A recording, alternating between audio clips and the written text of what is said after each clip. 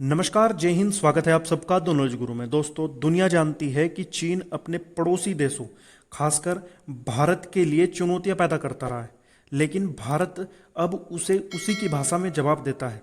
गलवान घाटी में हुए भारतीय सैनिकों के साथ झड़प के बाद भारत ने चीन के खिलाफ सख्त रवैया अपनाया है। भारत चीन की जड़ों को देश से उखाड़ने में लगा हुआ है और चीन का व्यापार भारत से लगभग समाप्त कर देना चाहता है। इसी के साथ भारत विदेशी मंच पर भी चीन को खरी खोटी सुनाने में कसर नहीं छोड़ता और साथ ही उसके जो मंसूबे हैं उनको भी विफल करता रहा है।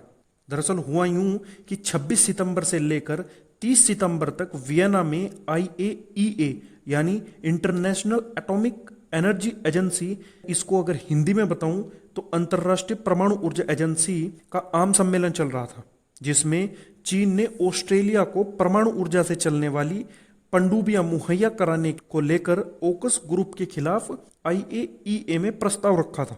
ओकस ग्रुप ऑस्ट्रेलिया, ब्रिटेन और अमेरिका, इन तीनों देशों का समूह है जिनकी सुरक्षा साझेदारी की घोषणा पिछले साल की गई थी। यानी ये देश एक दूसरे के साथ अपनी सुरक्षा को लेकर चर्चा करेंगे या अपनी सुरक्षा एक दूसरे के साथ साझा करेंगे।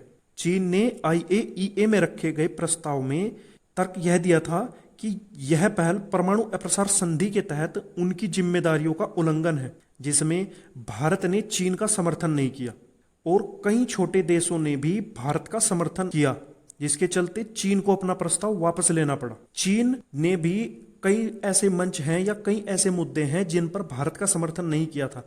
अभी कुछ समय पहले जब भारत ने जो पाकिस्तानी आतंकवादी है उसको बैन करने पर, यानी कि उसको ग्लोबल टेररिस्ट घोषित करने के लिए प्रस्ताव रखा था, तो केवल चीन ही एकमात्र ऐसा देश था जिसने भारत के इस प्रस्ताव का समर्थन नहीं किया था। और जब भारत ने चीन के इस फैसले का समर्थन नहीं किया तो IAEA के सदस्य देशों और विशेष रूप से ओकस सदस्यों ने सराहना की भारत के इस फैसले की। भारत ने इस फैसले से एक तीर से दो निशाने लगाए हैं। पहला, चीन की कोशिश को नाकाम किया और दूसरा, ओकस सदस्यों खास करके ऑस्ट्रेलिया के साथ अपने संबंधों को मजबूत किया है, क्योंकि जो चीन है वो यह प्रस्ताव ऑस्ट्रेलिया के खिलाफ ही रख रहा था। भारत द्वारा चीन पर शिकंजा बहुत पहले से कसा जा रहा है। अब चाहे वह भारत में चीनी ऐप्स पर बैन हो, बड़ी बड़ी विदेशी कंपनियों का भारत में शिफ्ट होना और भारत की ताइवान के साथ डील, जो कि चीन व्यापार को काफी हद तक नुकसान पहुंचा सकती है